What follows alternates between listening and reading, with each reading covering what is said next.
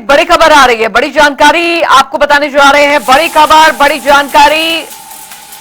महागठबंधन में seat sharing पर फंसा पेच। जी हां, महागठबंधन में अब सीट शेयरिंग पर कांग्रेस के बाद सीपीआई एमएल के साथ दरअसल कैंडिडेट लिस्ट पर अभी भी सस्पेंस बरकरार है। ये बड़ी जानकारी। तेजस्वी ने सीटों के साथ मांगी थी कैंडिडेट के नामों की लिस्ट भी।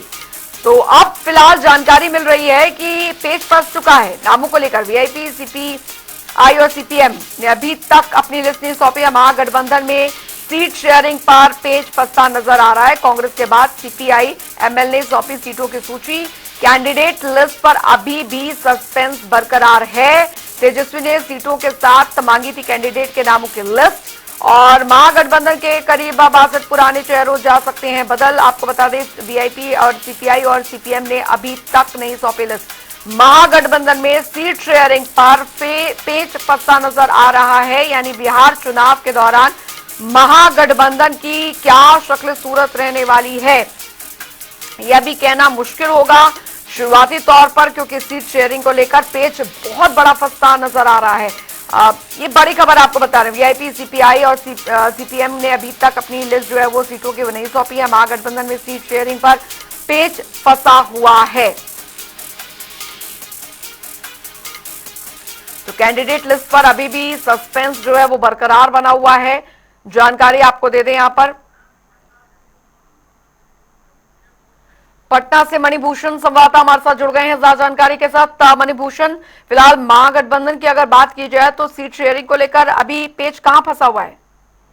देखिए, पेच फंसा हुआ है और हाल ही में जो चौथी बैठक हुई थी, उसमें जो है तेजस्वी यादव ने वो सभी से जो घटक दल है उनसे लिस्ट मांगी थी कि आप लोग कहां कहां से विधानसभा चुनाव लड़ेंगे और बाकायदा कैंडिडेट का भी नाम उनसे मांगा गया था। लेकिन कैंडिडेट के नाम पे सभी दलों ने जो है, तेजस्वी यादव को छोड़कर सभी दलों ने आपत्ति जताई थी और कांग्रेस ने जो है बताया जा रहा है कि वो 70 सीटों के आसपास जो है वो अपना लिस्ट जो है सौंपे हैं किस किस विधानसभा क्षेत्र से चुनाव लड़ेंगे। और कल सीपीआई एमएल जो माले में एक दल है सीपीआई एमएल, उसने भी जो है 40 से 42 सीटों की लिस्ट तेजस्वी यादव को सौंपी है। और अभी मुकेश सहनी की पार्टी और माले में जो अन्य पार्टियां हैं, इन लोगों की तरफ से अभी कोई जो है पत्र और कहा जाए कोई लेटर जो है तेजस्वी यादव को नहीं दिया गया कि हम कितने सीटों पर चुनाव लड़ेंगे।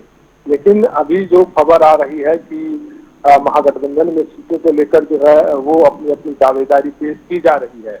लेकिन महागठबंधन में यह भी बात हुई थी जब दूसरी कोऑर्डिनेशन कमेटी की बैठक हुई थी कि जो एमएलए 15,000 से ज्यादा वोट के आसपास से जो हारा है, उसकी सीटें बदली जाएंगी या वह कैंडिडेट बदले जाएंगे।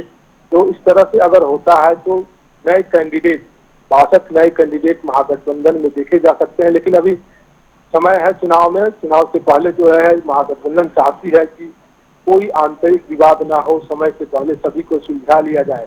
लेकिन जिस तरह से अभी से जो डिमांड बढ़ रहे हैं सभी नेताओं के और कहा जाए पार्टियों के, तो यह कहां तक और कब जाकर खत्म होता है यह तो आने वाला समय ही बताएगा। लेकिन महागठबंधन जो है वो सीटों की बंटवारे को लेकर अपनी तैयारी, आंतरिक तैयारी शुरू कर दी है। ठीक, बहुत बहुत शुक्रिया मणिभूषण इस तमाम जानकारी के लिए।